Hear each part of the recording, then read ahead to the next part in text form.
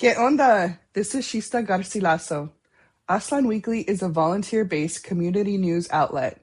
Our work is brought to you by the contributions of El Partido Nacional de la Raza Unida, PNLRU, also known as La Raza Unida Party. If you're interested in learning more about the party or want to join, visit www.razaunidaparty.org. Our show is also brought to you by Maíz Poppin' Press, a raza-based publisher producing cultura para la raza. For more info, visit their webpage, www.maizpoppin.com, or find them on social media by searching at Maíz Poppin' Press, and keep a lookout for their upcoming book, Once Upon a Time in Occupied Aztlan, by El Indio, copyright 1985. Lastly, Aztlan Weekly is made possible by you, the listener. If interested in offering further contributions or support, visit www.aztlanweekly.com. And now, on with the show.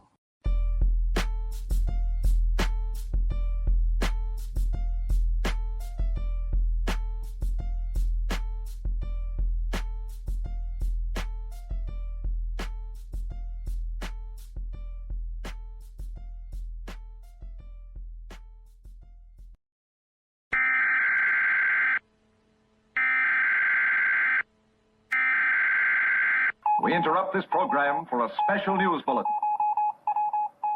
There is a signal broadcast every second of every day. Look around the environment we live in. Carbon dioxide, fluorocarbons, and methane have increased. We are resource to them. They want benign indifference. They want us drugged. We could be pets. We could be food. But all we really are is livestock. Our impulses are being redirected. We are living in an artificially induced state of consciousness that resembles sleep. The poor and the underclass are growing. Racial justice and human rights are non-existent. They have created a repressive society, and we are their unwitting accomplices. Their intention to rule rests with the annihilation of consciousness. We have been lulled into a trance. They have made us indifferent to ourselves, to others. We are focused only on our own gain. Please understand, they are safe as long as they are not discovered. That is their primary method of survival. Keep us asleep, keep us selfish, keep us sedated.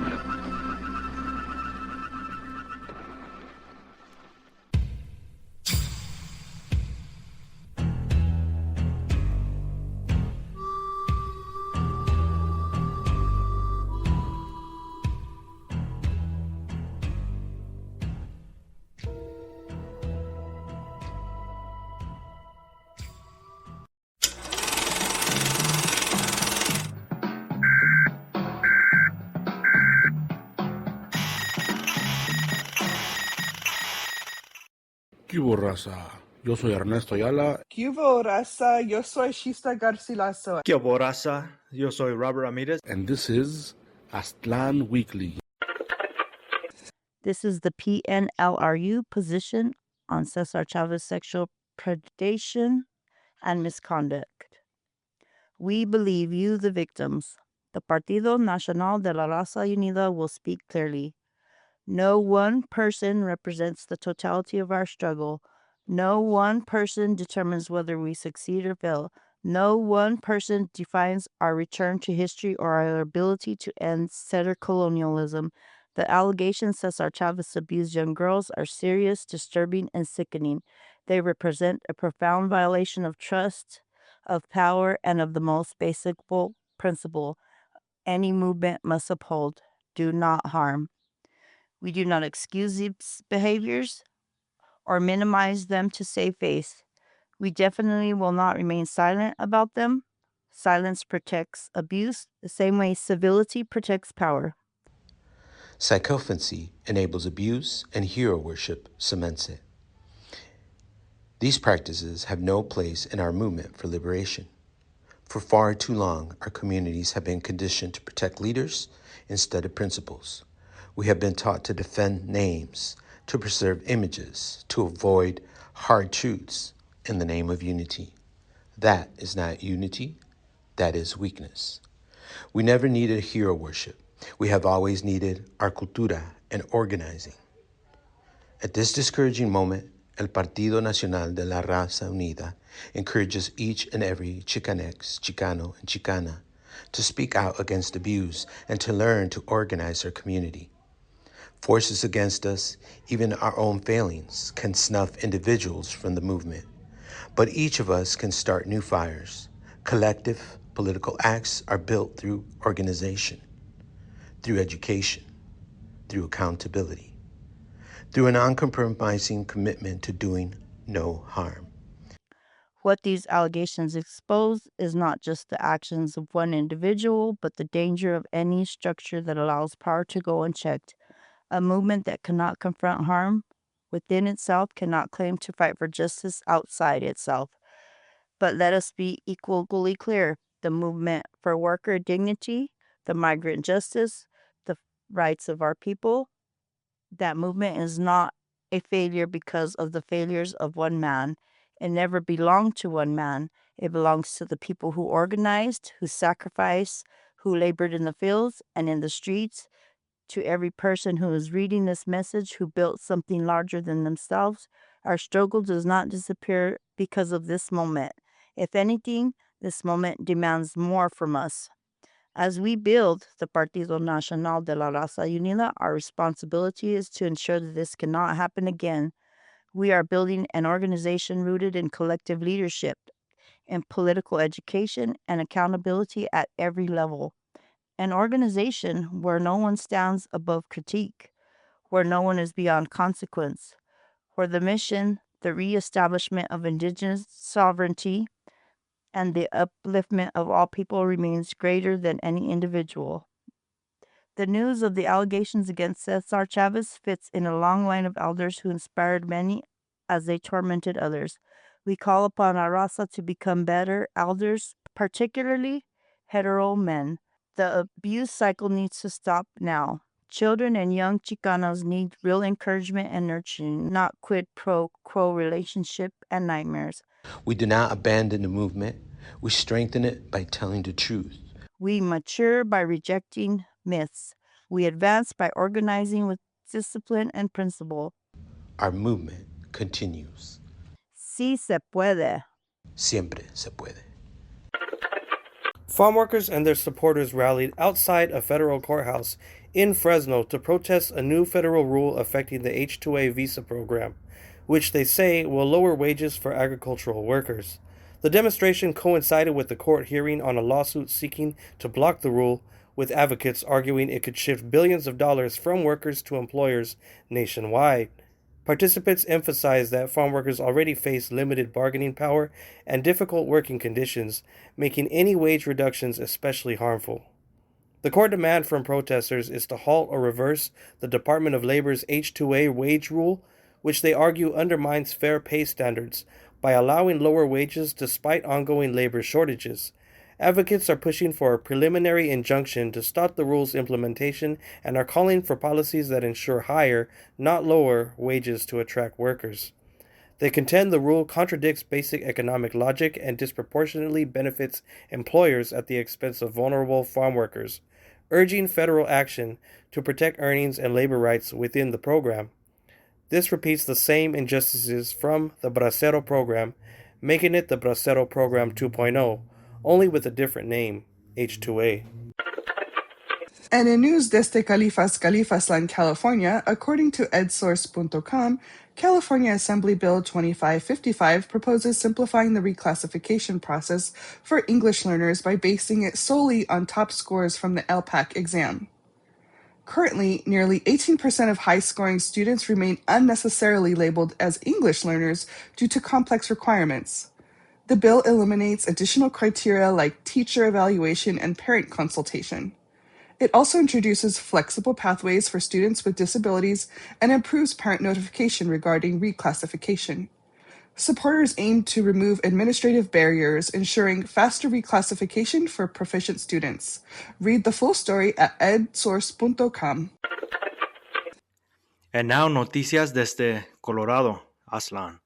Nearly 4,000 workers at the JBS Swift Beef plant in Greeley, Colorado, initiated a strike in mid-March following stalled contract negotiations.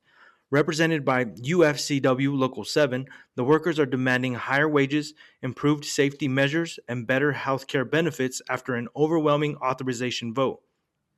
The labor action stems from claims of unfair labor practices and illegal retaliation by management aiming to address long-standing safety concerns. JBS is attempting to mitigate the impact of this historic strike, the first major U.S. meatpacking stoppage in 40 years, by shifting production to other facilities. For more information, visit denver7.com. Hello, everybody. This is Andrea Martinez coming to you from Roswell, New Mexico, Aztlan. A tragic crash in northwest Roswell Tuesday evening has claimed the life of a local teenager and injured 5 others. According to the Roswell Police Department, the crash happened around 6:35 p.m. near North Union Avenue and West 19th Street. Investigators say that the Honda Accord carrying the 4 local teenagers was traveling southbound at a high rate of speed when the driver lost control and collided with the Yukon traveling northbound. A 16-year-old girl in the Accord tragically died after being transported to a local hospital. The other 3 teens were also hospitalized, with 2 suffering severe injury and transferred to hospitals outside of the area.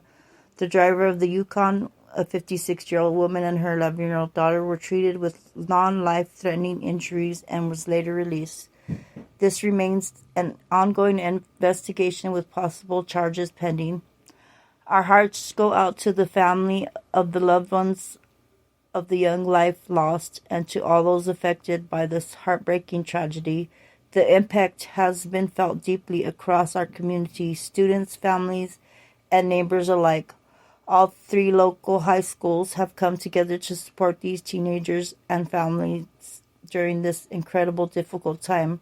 Roswell has shown once again how strong we are when we stand together, offering love, comfort, and solidarity to those who need it most. Our thoughts are with the families and the teens recovering from their injuries and the first responders who worked tirelessly at the scene. And news from Arizona Aztlan, according to Indigenous.tv, Chichil Bilgadotil, aka Oak Flat, a sacred Apache site in Arizona, has been transferred to the company Resolution Copper following a federal court ruling. The U.S. Court of Appeals for the Ninth Circuit ruled in favor of the project on March 13th, allowing the land exchange with the U.S. Forest Service to move forward. For the San Carlos Apache people, Chichil Bilgadotil is a sacred place tied to ceremony, identity, and religious practice. They say the land transfer threatens religious freedom, critical environmental resources, and indigenous sovereignty. Following the decision, Apache Stronghold says it will seek emergency intervention from the U.S. Supreme Court. Resolution Copper has indicated it plans to begin exploratory drilling immediately. We'll be right back after a word from our contributors. After these messages, we'll be right back.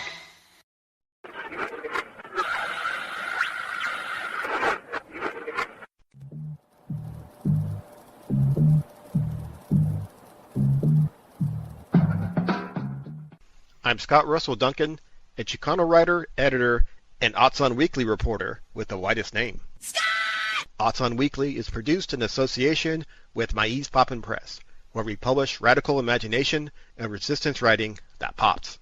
Visit maizpoppin.com. We're also in association with the Palabras del Pueblo Writing Workshop, an affordable and accessible online workshop that centers La Raza and strengthens our own literary institutions. Writing that speaks to our community first and loudest. See more at palabrasdelpueblo.com.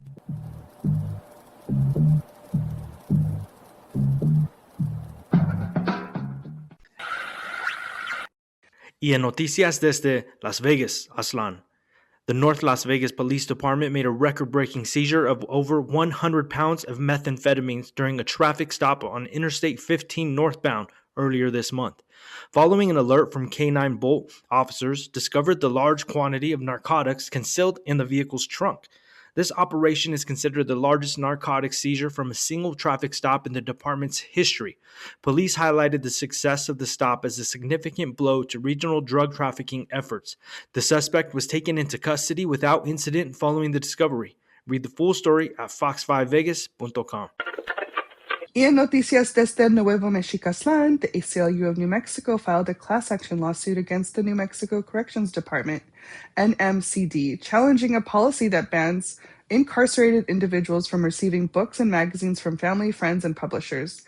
The lawsuit alleges that restrictive policies implemented in early 2022 violate First Amendment rights by limiting access to educational materials without notice or appeal.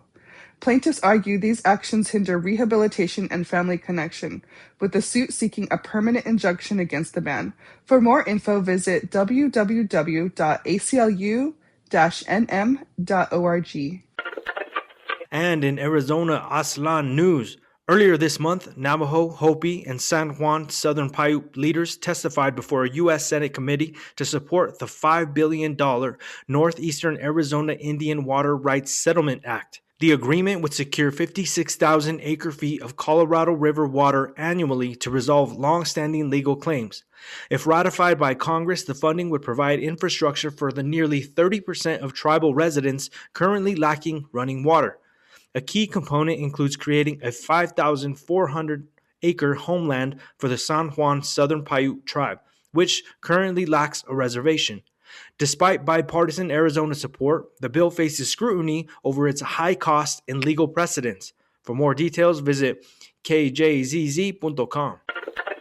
And in other news from Nuevo Mexicaslan, New Mexico is now the first U.S. state to offer universal free child care, removing income caps and copayments. The program provides parents with various care options, including centers and home-based providers. Supported by the New Mexico Early Childhood Education and Care Department.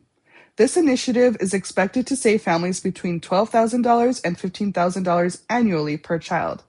To support this expansion, the state is increasing provider reimbursement rates and offering low-interest loans for facility improvements. For more details, visit New Mexico Early Childhood Education and Care Department's website.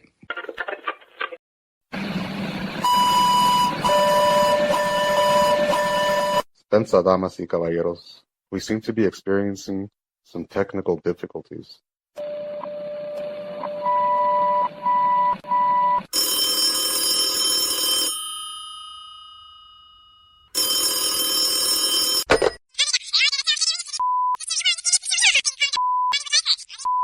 I don't know, just put it in a tape.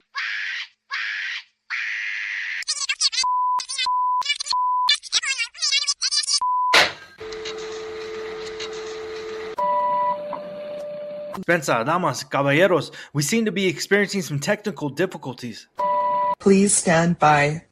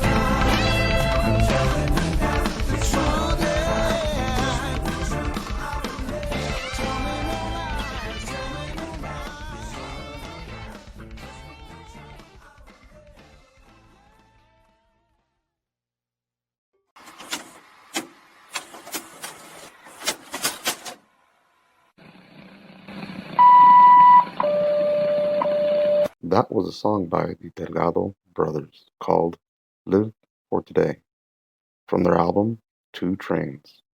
For more music from the Delgado brothers, visit their website www.delgadobrothers.com. You can also find them on Instagram, Facebook, YouTube, Spotify, and Apple Music by searching the Delgado Brothers. Y en noticias desde San Diego, Southern Califas. The San Diego Zoo Safari Park has announced the birth of 4 male cheetah cubs to first-time mother Kalichi, the park's first cheetah litter since 2020. Born on January 24, 2026, the cubs spent their initial weeks in a private, behind-the-scenes den for bonding. The growing brothers are now increasingly active, exploring their surroundings and interacting with their mother. Visitors participating in the park's ultimate safari experience can catch a glimpse of the cubs as they begin to emerge. Wildlife experts note that this litter is vital for supporting the genetic diversity of their vulnerable species. For more info, visit abc7.com. And in news desde Aztlan, the U.S. is on track to surpass previous high measles infection numbers, with experts warning that widespread measles circulation indicates a significant breakdown in public health preparedness. Low vaccination rates are fueling outbreaks in several states, leading to preventable hospitalizations and deaths. Researchers view this resurgence as a sign of declining capacity to manage infectious diseases, placing the country at risk for future pandemics. Read a full story at abc4.com. And in news desde Texas, Aztlan. The San Antonio Police Department is investigating an incident where officers allegedly left a dog behind after arresting its owner during a mid-February welfare check. Witnesses report the dog was left unattended, prompting an internal probe into potential policy violations regarding pet care during arrests.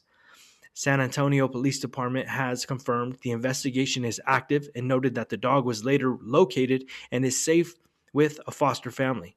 The review will determine if officers followed standard operating procedures in handling the animal. This incident has drawn significant attention from local media outlets. Read the full story at sanantonioexpressnews.com. And in news desde Nevada Aztlan, the Bureau of Land Management, BLM, began a bait and water trap operation to remove roughly 425 wild horses and the 425 wild burros from Nevada's Spring Mountains complex. Targeting the Johnny, Red Rock, and Wheeler Pass herd management areas, the effort aims to restore ecological balance to combat overpopulation-induced land damage. Safety risks to the public stemming from animals on private lands and highways are also driving the operation. The gather, managed by the Pahrump Field Office, is conducted without helicopters and aims to humanely manage the population. Removed animals are destined for the BLM's adoption and sale program. For more details, visit blm.gov. Y en otras noticias desde Utah, Aztlan. A federal court has paused construction of a proposed highway through the Red Cliffs National Conservation Area. The Wilderness Society states, "We're part of the coalition of conservation groups challenging the project in an effort to protect critical habitat for the threatened Mojave Desert tortoise and to make sure that places that are designated to protect our freedom to explore, hike, bike, and otherwise experience nature stay that way." The 4-lane project would destroy critical habitat for one of the densest remaining populations of the tortoise, while fragmenting popular trails used by thousands of hikers, mountain bikers, climbers, and visitors each year. It would also increase noise population, invasive plants, and wildfires. This latest injunction blocks ground-disturbing activities until the legal challenge is fully resolved. For more info, visit thewilderness.society.org. And back to Califaslan. According to Indigenous.tv, a 656-acre parcel in Upper Palm Canyon has been returned to the Agua Caliente Band of Cahuilla Indians. The return of these 656 acres in Upper Palm Canyon is the restoration of responsibility, Chairman Reed Milanovich said.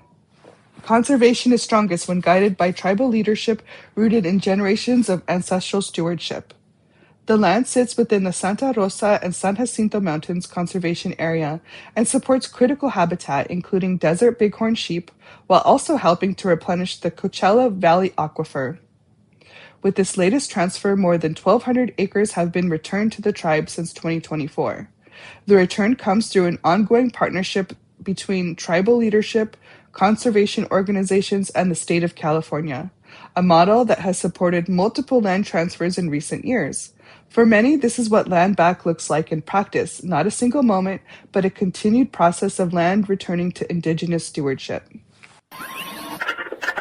And now, eventos en Aztlán.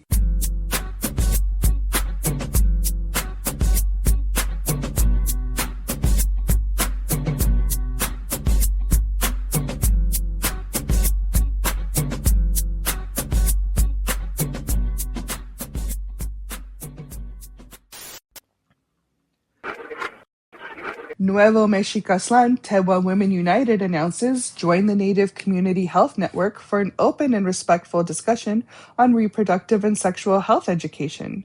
For our first talking circle, we will begin with a meet and greet followed by a reproductive anatomy presentation.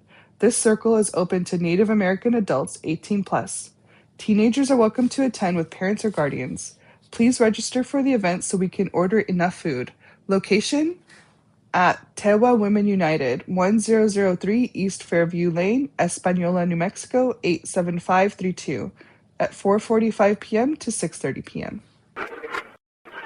Hi, my name's Andrea Arana. I'm the owner of Las Perras Cafe, and we invite you to be a part of the next phase of Las Perras Cafe's food trailer.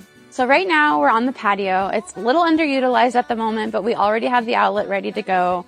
And I'm looking forward to having a food trailer here because it's the quickest way to add food to our menu. I'm from El Paso, Texas, and I don't know if you know this, but there's not much representation of that type of cuisine here in Houston. So I'm really looking forward to doing menudo on the weekends with toasted bolillo with butter on a hot comal. That's something that we don't really have here in the East End. Usually you see it with tortillas. And I'm just really looking forward to sharing some of my family recipes with my community and also experimenting with our pastry program.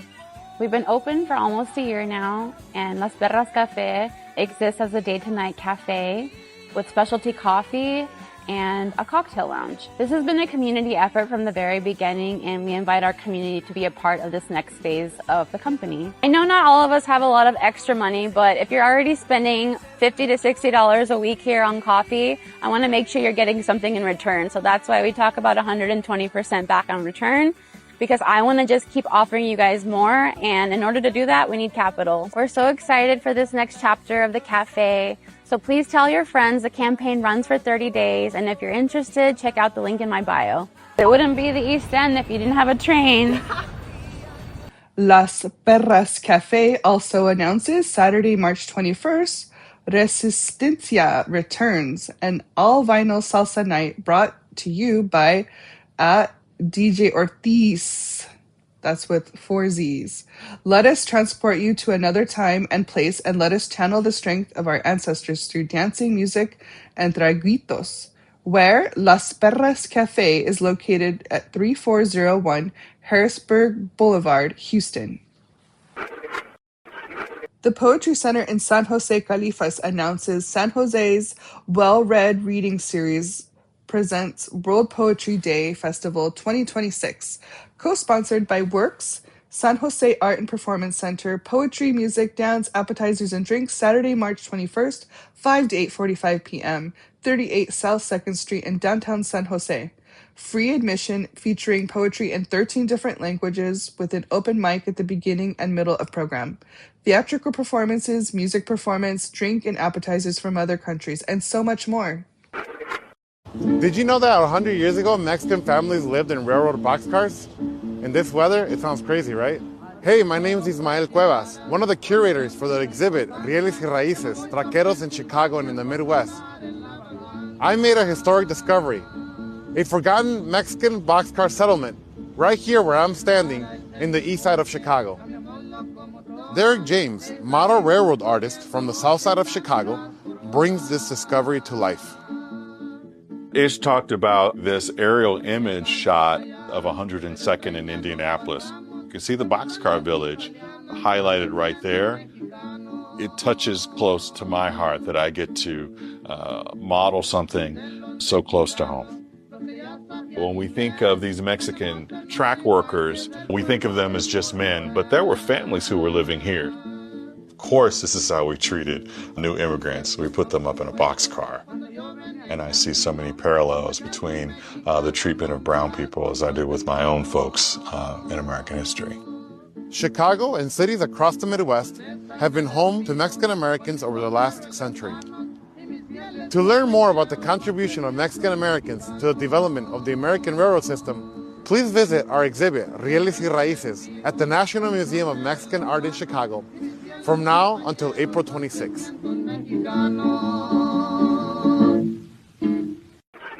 And an event in Phoenix, Arizona, Aztlan, Trans Queer Pueblo announces a letter can be a beam of hope. Join us to write letters to our siblings in detention. ICE continues to arrest and transfer our LGBTQ+ community, but our love and support remains unshakable.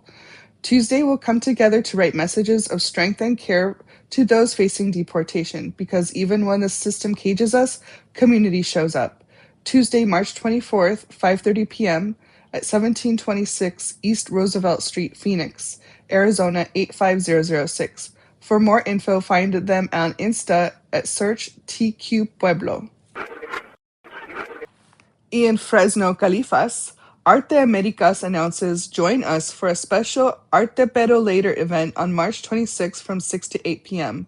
I Fight Back open mic featuring Fresno poet laureate Aidid Medina.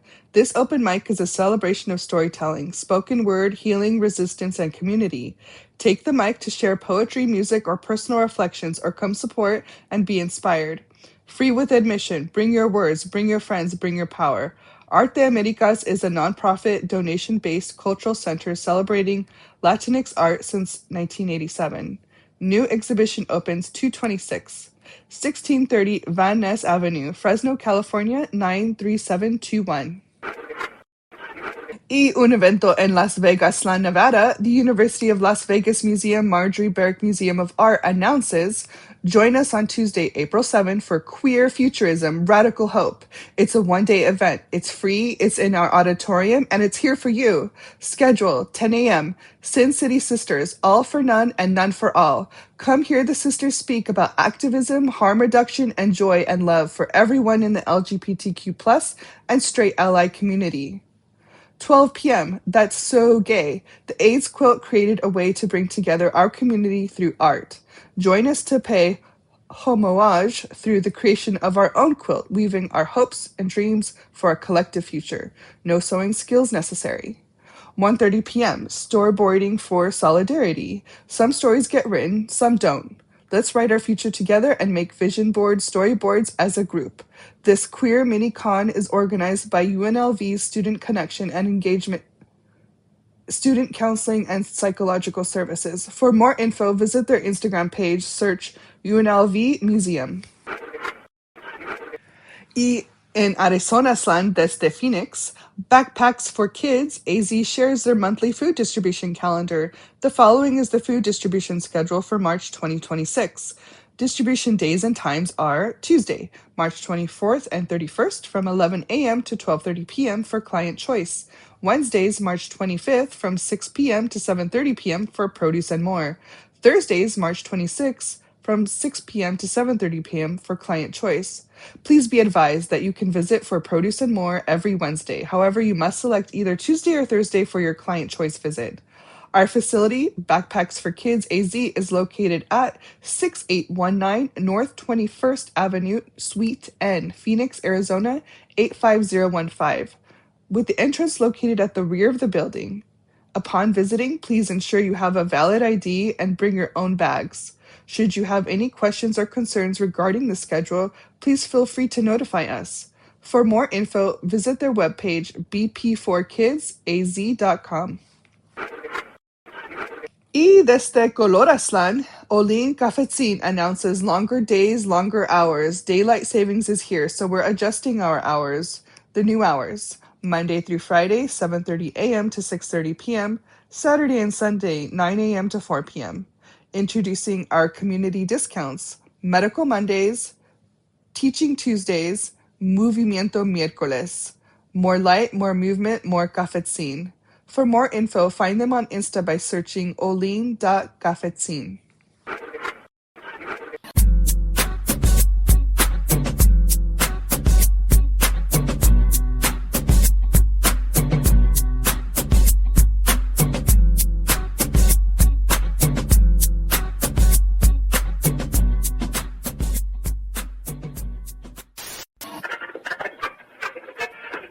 And now Aztlan Weekly presenta Op-Ed with our camarada Yvette.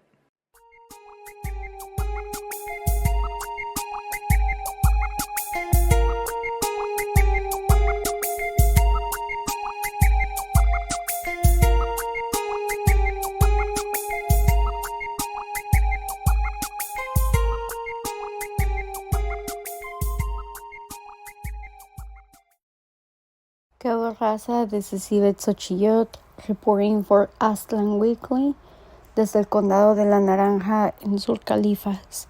Bueno, I think we all know that something feels off. Every week, the conversation is constantly changing. We talk about immigration one week, then there's something else. There's a political scandal, drama, then another headline. And I know that it's not that people don't care. It's just that the attention keeps moving. And when attention moves, certain things disappear from the conversation. It doesn't mean they actually stop happening. Let's look at immigration detention, for example. For years, there have been reports of what happens inside those camps of pain and destruction. Not once, not twice, but they happen over and over again. There's allegations, investigations, and people brave enough to speak out. And still, every time that it comes back into the news, it feels like people were hearing it for the first time. Like the system has not been there the whole time. And that's what I mean by historical amnesia. It's not just the forgetting about the past. It's about losing track of what is still happening right now.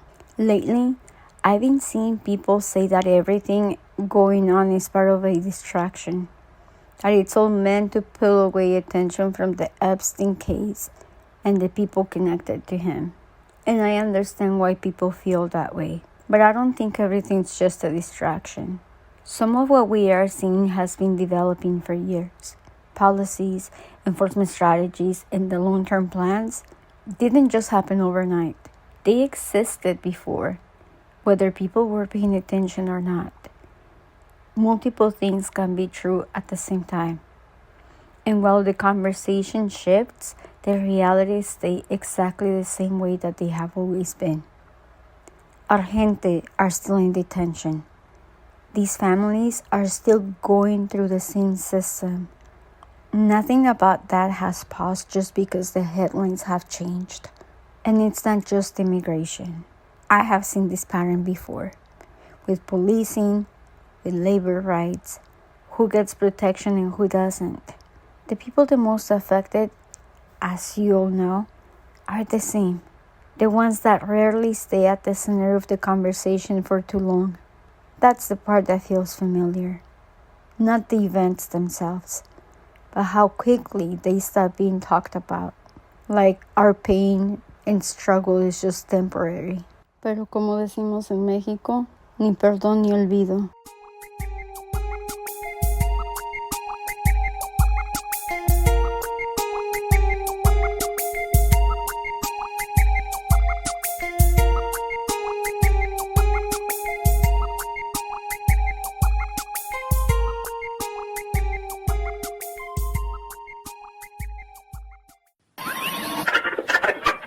And now Aztlan Weekly presenta Humanidad Behind Bars.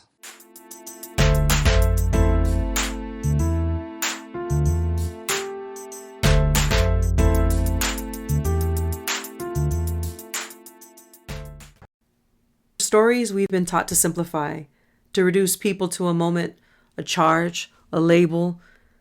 But step inside county with me, and you'll find something far more complex, something far more human. You'll find people thinking, caring, questioning, and still becoming. Hi, everyone. This is Profe Melanie Baru, and this is Humanidad Behind Bars.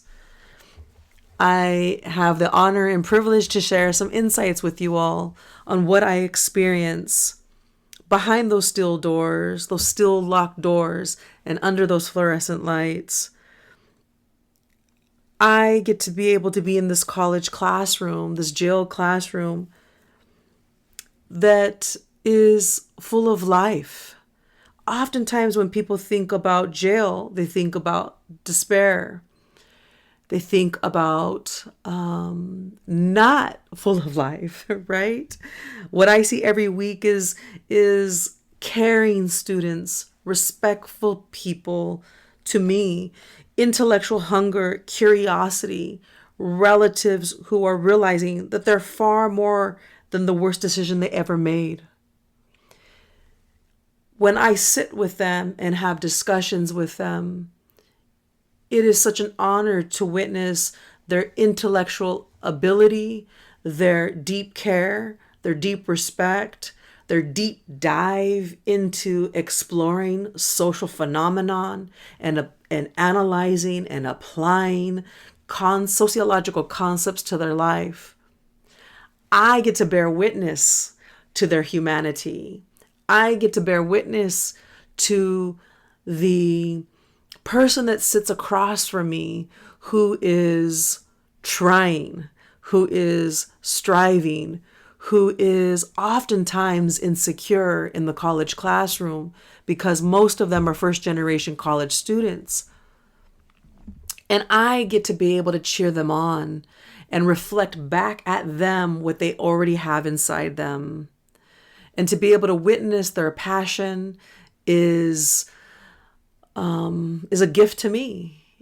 And to be able to be in community with them, and to be able to watch the teaching and the learning from me to them to me, from them to each other, is in some instances magical. That if you were in that space and you were a fly on the wall and you witnessed that, you'd be able to see the pixie dust that is being, that's floating all over us because it's a co-creation of a space that's full of life.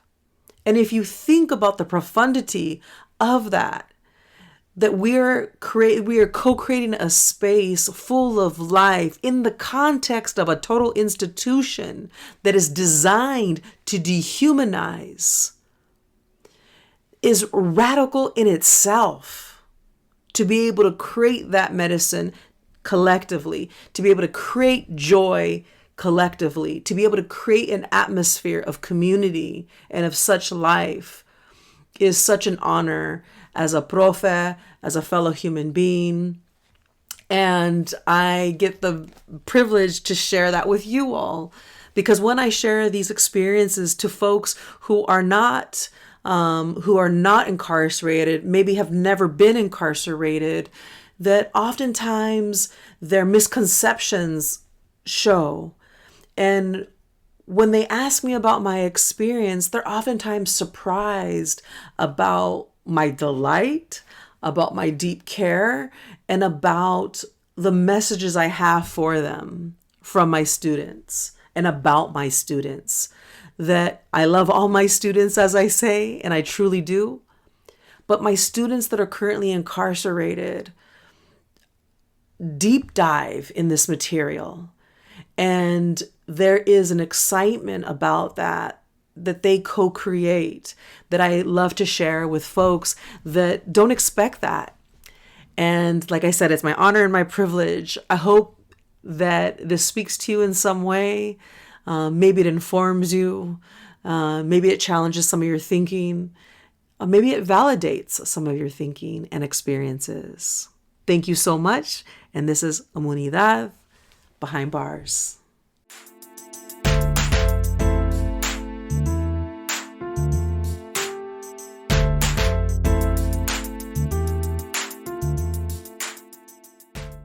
That was our camarada La Profa Chicana Melanie with the Rising Scholars Network. For more, search Insta for Chicana_Mel. That's Chicana with an X. And for more info about the Rising Scholars Network, visit their website, risingscholarsnetwork.org. We'll be right back after a word from our contributors. After these messages, we'll be right back.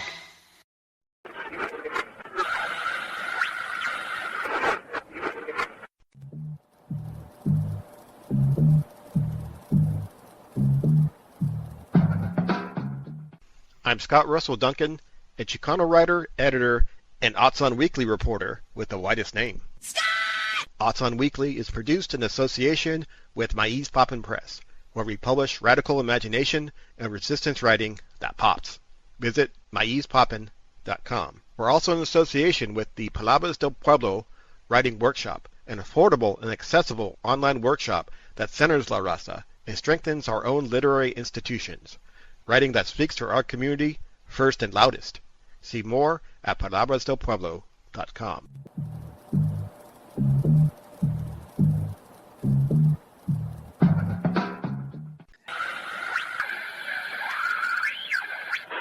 And now Aztlan Weekly presenta Palabra.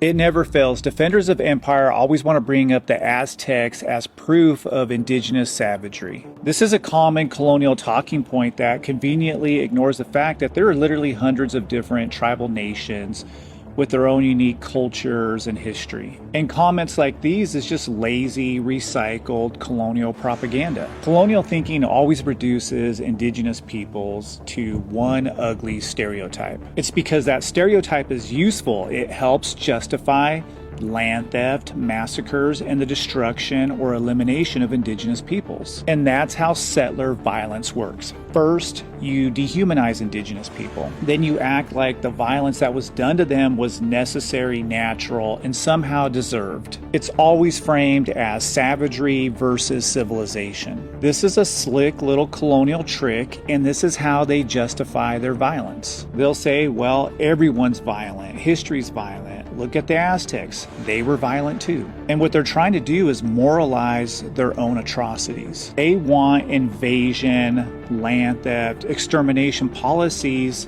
to be normal, because the truth of what was done since 1492 is just too much for these people. They just keep pushing the same lie. Everybody was cruel, everybody was savage. If everyone is equally violent, then the colonial society doesn't have to deal with what they've done to the indigenous population. They don't have to face the scale of land theft, the lies, the massacres. It's definitely a type of moral cowardice. Let's talk about the obsession with Aztec human sacrifice. Did ritualistic sacrifice exist in some parts of Mesoamerica? I don't think anybody tries to hide that. But what Spanish colonizers did is they weaponized that to justify their own brutality.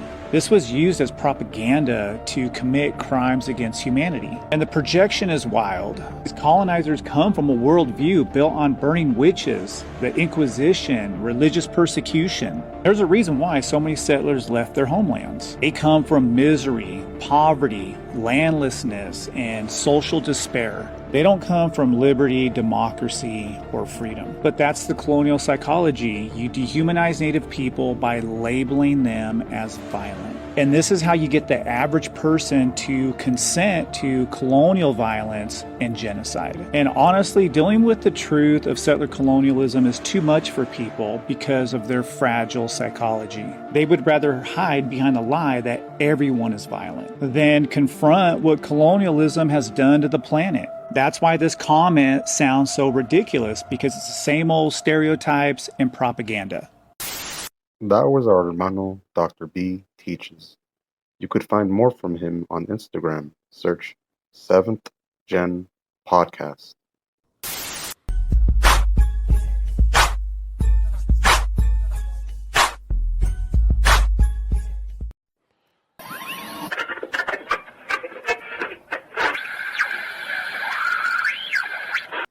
And now Aztlan Weekly presenta Hablas Nahuatl featuring Pakilistli.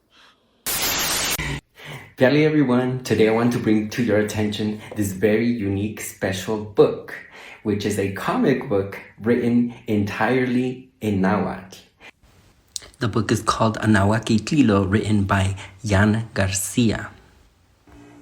And wow, just look at these images. The illustrations in this book are gorgeous. I love it. So the story is written in Nahuatl. All the stories are written in Nahuatl. But then when you look on the side, there is the English translation. There's also a Nahuatl Spanish version of this. The book contains 8 stories in about the span of 200 pages. There's also a Tzotzil version, a Raramuri version, and a Yucatec Maya version of this book. This book is great if you're a Nahuatl language student and you want to learn words in their context because you learn them in a story. I do want to say how important it is for us to consume this kind of media. So often in the mainstream media, our stories are not told. We're not the main characters, and our stories seem to not matter. But this is one great first step, and we need to create more media like this. That was our hermano, Paquilitzli. For more info from him, search Paquilitzli on Instagram. You can also find him on YouTube by searching the same name.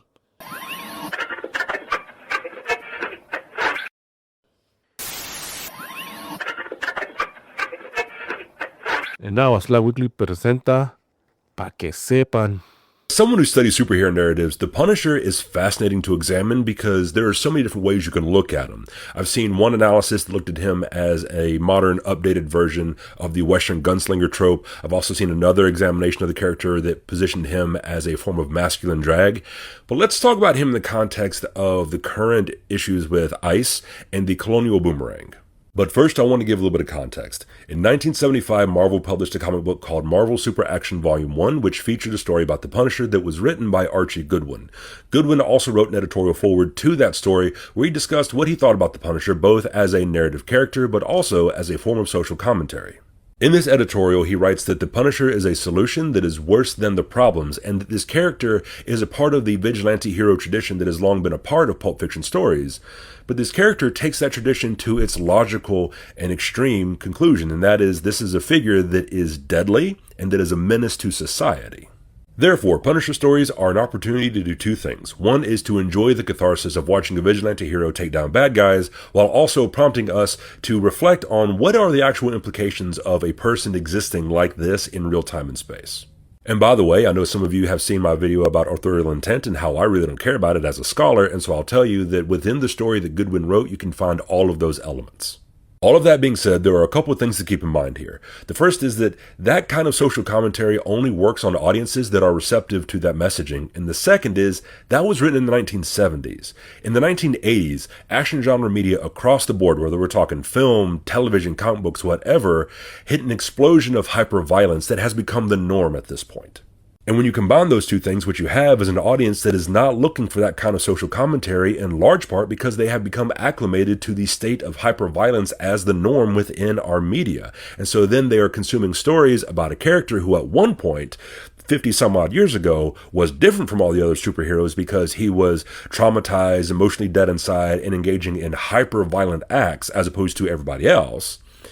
And now he has become the standard. He's become the norm for everything else. And this is where we get to the colonial boomerang, which is an idea that has been developed by scholars like Aimé Césaire and Michel Foucault. And in very basic terms, the idea goes like this.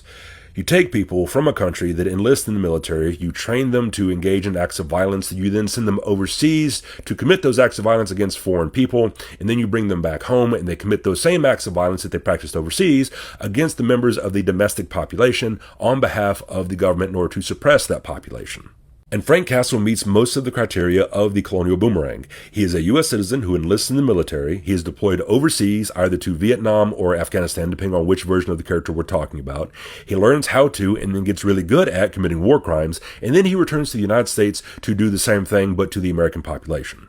However, like I said, he only meets most of the criteria. Quite notably, he does not act on behalf of the U.S. government, except for that one time where he worked for the federal government because it was being run by Captain America, when Captain America was secretly a Nazi. We're going to set that aside. That was a weird storyline. And the other thing is, he doesn't go after political dissidents, as is typically the case with the colonial boomerang. Rather, he goes after criminals, crime lords, corrupt cops, and politicians. Now, remember when I said that we have an audience that exists now that sees the Punisher as normative and that his hyperviolence is within the genre of action, as opposed to when he was first created and he was outside of the norm and thus an opportunity for social commentary? Now let's talk about ICE. You may be aware that American law enforcement has co-opted the Punisher logo not just as a sign of support within their own communities, but as an emblem of intimidation for people outside of their communities. And that idea of justifying hyper-violence against other people within the United States has absolutely been evident within ICE. Every day we are bombarded with images of ICE agents using excessive and brutal force against civilians, and that damage isn't just physical in terms of what it does to the bodies of the victims. It's also meant to be symbolic and rhetorical and send a message that this is what they will do to you, do to me, do to all of us if we don't obey them. Now, most of these guys are not military. Most of these guys are incels whose biggest accomplishment thus far has been dodging a skincare routine like Neo dodges bullets. But they don't have to be military in order to complete the cycle of the colonial boomerang, at least in concept, by modeling themselves after Frank Castle, but acting on behalf of the state. Essentially what I'm saying is, these guys for years have been watching media about the Punisher and other characters like him. They possess no media literacy skills, no critical thought, and they said to themselves, you know what? I too would like to commit atrocities against other people in the United States, but I don't want to serve in the military, so I'm going to sign up to be a half-ass trained ICE agent and do things like separate children from their parents and kill nurses who work at the VA. And also, I want to end on this note for anyone who supports ICE, works in ICE, is ICE adjacent. You should know that Frank Castle would hate you. And he, unlike you, doesn't cover his face, and he doesn't wear his brown pants because he's not a coward. That was our hermano, el profe Gabriel A. Cruz. You can find more from him on Instagram. Search GA Cruz _PhD. And now, shout outs.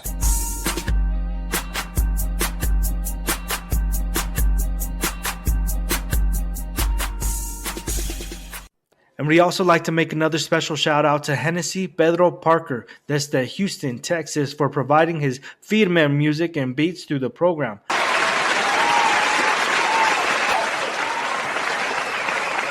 If you'd like to hear more from him, visit soundcloud.com/Hennessy Pedro Parker.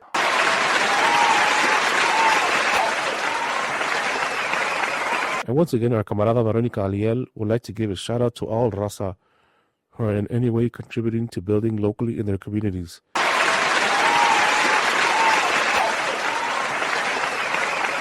And then invite to join El Partido Nacional de la Raza Unida to build national political power. If interested, visit razaunidaparty.org. That's razaunidaparty.org.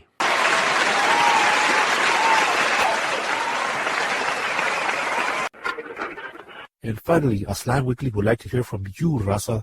If you reside anywhere in Aztlan and would like to share newsworthy events with us, or if you would like to make a special shout out to family, friends, y queridos, or an organization serving our community, or if you would like to share your thoughts, cáiganle. Shoot us an email at news@aztlanweekly.com, or you can visit our website at aztlanweekly.com. You can also find us on social media. Search Aztlan Weekly and click follow, subscribe, like, or share. Thanks for listening, Raza. Hasta luego. Gracias. Que viva la raza y que viva Aztlan libre. Es todo.